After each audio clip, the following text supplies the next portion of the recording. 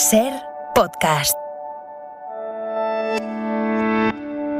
Hola, soy Ángeles Barceló. Estás escuchando Las 7 de Hoy por Hoy, un podcast diario de actualidad para estar informado en menos de 20 minutos. Escucha el episodio de hoy.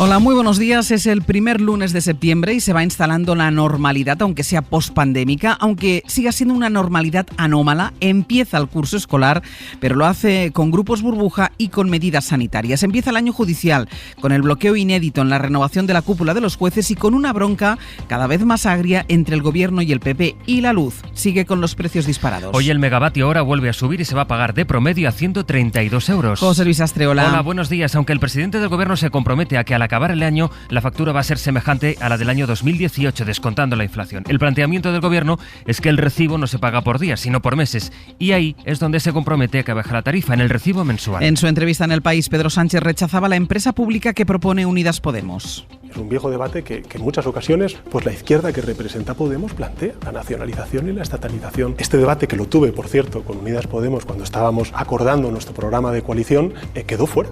Fue objeto de debate y quedó fuera. En Unidas Podemos celebran que, más allá de las diferencias, Sánchez asuma la bajada del recibo, aunque mantienen esa propuesta. En la SER, el ministro Alberto Garzón. Nosotros lo que tenemos que hacer es ser capaces de convencer a nuestro socio de gobierno de la necesidad imperiosa de tomar un determinado tipo de medidas donde entraría el papel de la empresa pública. Y además hay muchas formas de hacerlo, desde la fórmula, digamos, más conocida y caricaturizada como la de la nacionalización. El gobierno sabe que la urgencia social está puesta ahora mismo en el precio de la luz, pero trabaja en paralelo en otra medida de gran impacto, el aumento del salario mínimo. Aumento que se va a producir aunque no haya acuerdo con la patronal y con los sindicatos, con los que hoy vuelve a reunirse. Y tendrán que empezar a concretar de cuánto es la subida. Javier Ruiz, buenos días. Buenos días. Gobierno y sindicatos vuelven hoy a sentarse a la mesa a partir de las 12 del mediodía y aunque las posiciones oficialmente siguen siendo iguales, el gobierno ofrece una horquilla de 12 a 19 euros para la subida, los sindicatos piden más, 25, y la COE no tocarlo, pese a que esas posiciones siguen siendo las mismas, lo cierto es que todo ha cambiado. El paro ha registrado 6 meses consecutivos de caída y el dato de agosto ha consolidado una creación de empleo histórica 4 meses consecutivos. El mes de agosto es el mejor mes de la serie histórica, así que con ese nuevo dato el gobierno se sienta a la mesa hoy cargado de razones para pactar la subida en la parte alta de la horquilla o para imponer una subida si fuera necesario. Fuentes de trabajo dicen que se sigue apostando por el acuerdo, pero ahora mismo el gobierno puede argumentar que no se pone en jaque la creación de empleo.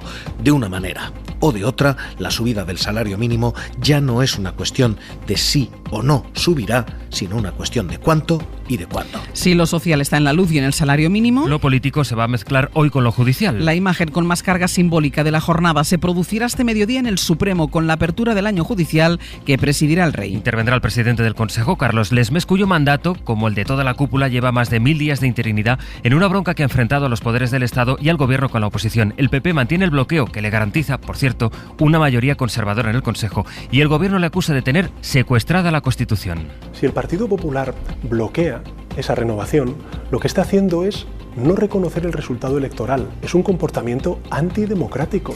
Nosotros pedimos que antes de renovar se nos dé una garantía de que la próxima renovación, dentro de 5 años, se va a hacer conforme a los estándares europeos y conforme a lo que piden las asociaciones y defendemos desde el Partido Popular.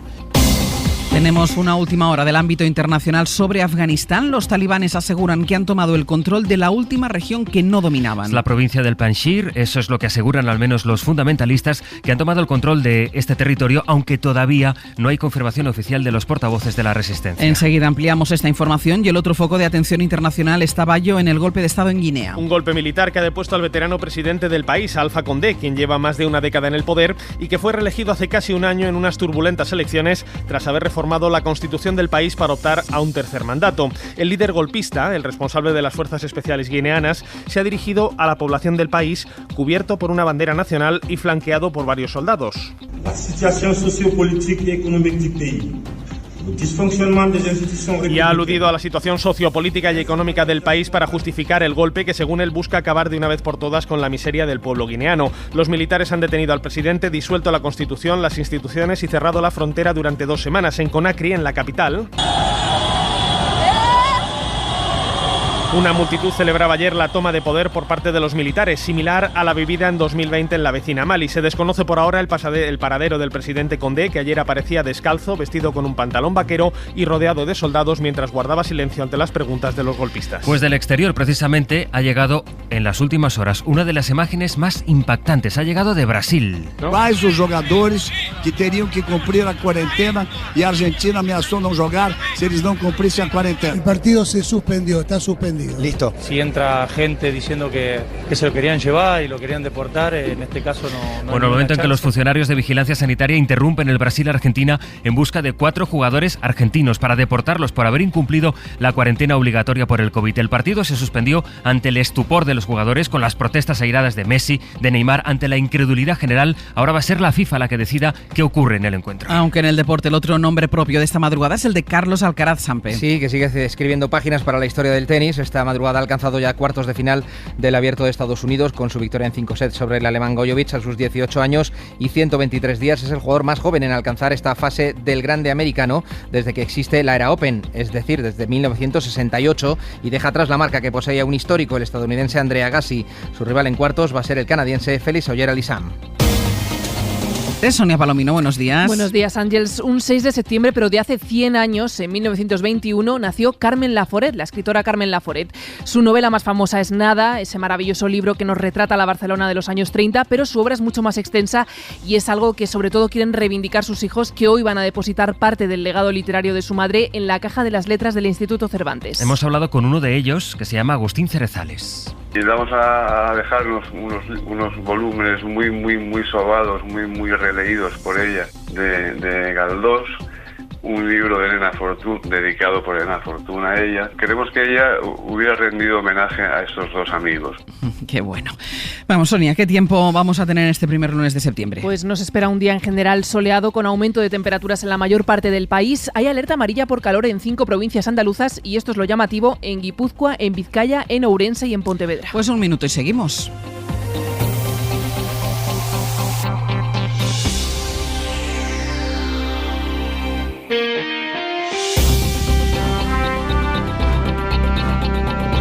Hoy empieza el curso escolar, tercer curso pandémico, con la aspiración de que se complete siendo totalmente presencial gracias a la vacunación, Sonia. Más de 8 millones empiezan a volver hoy a clase. El curso se inicia con el 90% de los profesores vacunados y un 40% de los adolescentes con la pauta completa. Eso sí, se mantiene la mascarilla obligatoria desde los 6 años, las entradas escalonadas, la ventilación o el gel hidroalcohólico, y en muchos centros se recuperan actividades que no se hacían desde hace más de un año, como las extraescolares o el uso de las bibliotecas. Este lunes, de momento, solo se incorporan los alumnos de algunos municipios de Murcia o los de La Rioja. Nos vamos primero a Logroño, Radio Rioja, con Chavezares. Todo preparado ya, buenos días. ¿Qué tal? Buenos días. Sí, todo ya preparado. En menos de 2 horas los estudiantes comenzarán a llenar las aulas riojanas. Son algo más de 52.000. Y por primera vez comienzan el curso los alumnos de todos los niveles, excepto los universitarios. Lo harán con las medidas del curso pasado, como el uso obligatorio de mascarillas y los grupos burbuja, aunque se flexibilizan otras, como la distancia, que será inferior al 1,5 metros, y se permitirá el contacto entre los distintos grupos en espacios comunes, como en el recreo. Un curso, además, que llega con más del 73% de los estudiantes mayores de 12 años que ya han recibido al menos una dosis de la vacuna, y la Consejería de Educación apuesta por la presencialidad y también mantendrá el refuerzo de docentes. Bueno, pues España afronta esta vuelta a clase con cierto alivio en la evolución de la pandemia. La tendencia de los contagios ha ido a la baja en los últimos días. Según los datos que han publicado algunas comunidades autónomas este domingo, se confirma la tendencia de la última semana. Bajan los contagios en comparación con el domingo anterior, pero hay más fallecidos, eso sí, y esto teniendo en cuenta que los datos de nuevos contagios durante el fin de semana son considerablemente más bajos que entre semana, porque se hacen menos pruebas diagnósticas. Hay comunidades que van más avanzadas que otras en la vacunación. En Galicia ya casi el 80% de la población tiene la pauta completa y el objetivo es tener el 100% cuando termine este mes. Radio Galicia, Sara Dorado, bo día.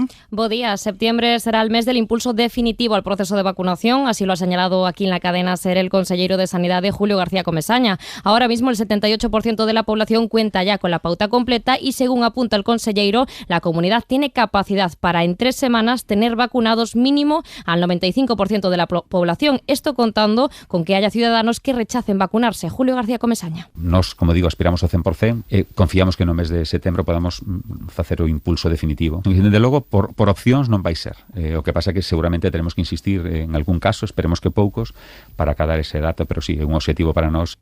Al rápido ritmo de vacunación en Galicia sumamos también una muy buena evolución de la pandemia, con todos los parámetros a la baja que marcarían el final de esta quinta ola. Este lunes los ministros de Sanidad del G20, los 20 países más ricos del mundo, siguen reunidos en Roma, discuten sobre el reparto global de vacunas y la entrega de dosis a los países con menos recursos. En el encuentro está participando también la ministra española Carolina Darias. Una de las grandes lecciones que nos ha dejado la pandemia es que solo desde una respuesta multilateral y desde la unidad de acción podemos hacer frente a la presente, pero especialmente a las futuras emergencias sanitarias. De ahí que la importancia de avanzar juntos. Solo trabajando juntos llegaremos más lejos y seremos más fuertes. En Italia, precisamente, cobra fuerza con el paso de los días la posibilidad de hacer obligatoria la vacunación contra el COVID. Al gobierno le está costando muchísimo convencer a una buena parte de la población para que se vacune y le preocupa un nuevo otoño complicado. Nos vamos a Roma, Joan Solés.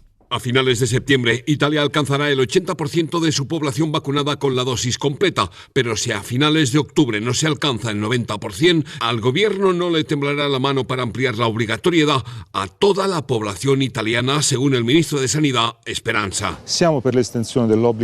Estamos a favor de ampliar la vacunación obligatoria, le ha apoyado el secretario general del Partido Democrático Letta, una opción en la que están de acuerdo los ministros de la coalición de 9 partidos en el Ejecutivo de Unidad del primer ministro Draghi, salvo la derechista Liga. Sobre la obligatoriedad de la vacunación a toda la población italiana, su líder Salvini ha dejado claro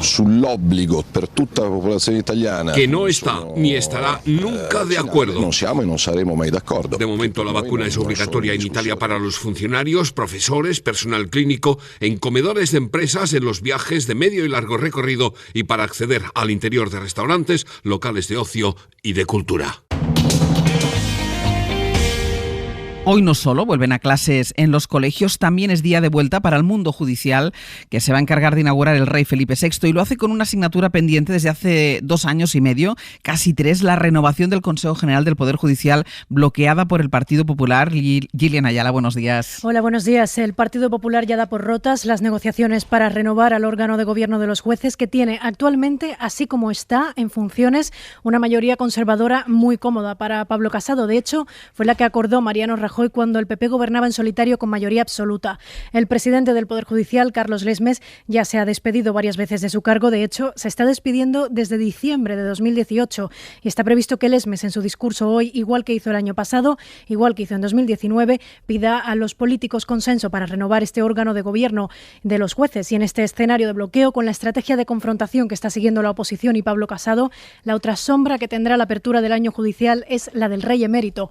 Felipe VI se encuentra con los jueces y las máximas autoridades judiciales de nuestro país, solo un par de días después de que la Fiscalía del Tribunal Supremo se pronunciase por primera vez sobre el presunto origen de la fortuna no declarada de su padre, del rey emérito. Una fortuna que, según sostiene el fiscal, proviene del cobro de comisiones por hacer de intermediario en negocios internacionales. Y en Afganistán se cumplen 3 semanas de la llegada de los talibanes al poder, todavía sin gobierno y con una creciente protesta en las calles. Este es el sonido de las manifestaciones de mujeres que durante el fin de semana han salido a las calles para pedir que las dejen trabajar y participar en la vida pública. Las autoridades han usado gases lacrimógenos para dispersarlas. Y como les avanzábamos hace unos minutos en la portada de este tramo informativo, los talibanes dicen que han tomado el control de la última provincia que todavía no dominaban, Bayo, que sabemos. La provincia del Panjshir, una región remota y montañosa al norte de Kabul y bastión histórico de la resistencia contra los talibanes. De hecho, fue uno de los pocos territorios que los islamistas no llegaron a dominar cuando gobernaron Afganistán hace 2 décadas, y desde allí se lanzó la ofensiva prooccidental para expulsarlos del poder en 2001. El Panjshir ha vivido intensos combates en los últimos días, con los talibanes cercando la región y cortando las vías de suministros y de internet. Ayer, el líder de la resistencia, Ahmad Massoud, hijo del mítico guerrillero Ahmad Saad Massoud, apodado el León de Panjshir, sugirió estar abierto a una tregua tras la muerte de 2 de sus colaboradores más cercanos, algo que puede llegar tarde después de que los talibanes hayan tomado la capital del Panjshir y se hayan fotografiado frente a las puertas de la gobernatura regional. La comunidad internacional apenas tiene ya presencia en Afganistán y todavía quedan muchas personas atrapadas. La canciller alemana, Angela Merkel, ha dicho que, como la Unión Europea, habrá que dialogar con los talibanes para seguir con las evacuaciones. Por supuesto que tenemos que hablar con los talibanes porque ellos son ahora a quien debemos remitirnos, ha dicho la líder alemana. Naciones Unidas ha elevado a 510 millones de euros los fondos necesarios para atender a las necesidades humanitarias en el país en los próximos 4 meses. Tenemos más cosas, Sonia, de la información internacional. Sí, como les hemos avanzado en portada, en Guinea-Conakry un grupo de militares ha dado un golpe de Estado y ha detenido al presidente Alpha Condé. Este es el sonido de los disparos del ejército en las calles. El teniente coronel, jefe de las Fuerzas Armadas, que ha encabezado el golpe, ha suspendido la Constitución, ha disuelto las Cortes y ha cerrado las fronteras. Y en un discurso en televisión ha justificado la algarada, asegurando que el país está dominado por la corrupción y la falta de respeto a los principios democráticos. Naciones Unidas ha condenado el golpe y ha pedido la liberación inmediata del presidente. Y decíamos que hoy, esta semana, empiezan en los colegios aquí en España. Bueno, pues la crisis climática, la pandemia y los ataques a las escuelas amenazan la educación infantil en 1 de cada 4 países. Es la principal conclusión de un informe que ha publicado esta noche la ONG Save the Children. La organización calcula que más de 10 millones de niños corren el riesgo de no volver a la escuela después del parón por la pandemia, que se ha convertido en una dificultad más para países que ya tenían muchos problemas de por sí. Save the Children pide a los países y a donantes internacionales que inviertan en los sistemas educativos de los países afectados. Y en México, la alcaldesa de la capital, Claudia Sheinbaum, confirmó ayer la retirada de un pedestal de la estatua de Colón que presidía un tramo del céntrico Paseo de Reforma de Ciudad de México.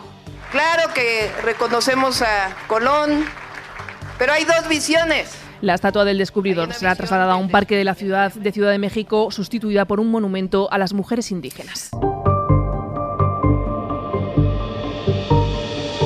Suscríbete a Las 7 de Hoy por Hoy. Todos los episodios y contenidos adicionales en la app de Cadena SER y en nuestros canales de Apple Podcast, Spotify, iVoox, Google Podcast y YouTube. Escúchanos en directo en la SER de lunes a viernes a las 7 de la mañana. Cadena SER. La radio.